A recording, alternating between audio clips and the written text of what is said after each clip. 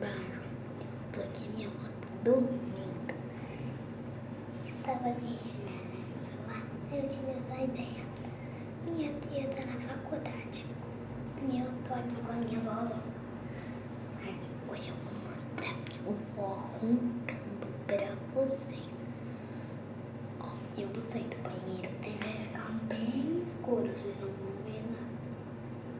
Mas vocês vão ouvir minha avó roncando quando eu acordar. Segredo. Quando eu acordar, ela vai ver um vídeo. Porque eu vou mostrar. Não é vovó. Tô falando assim porque de qualquer jeito ela vai ver, né?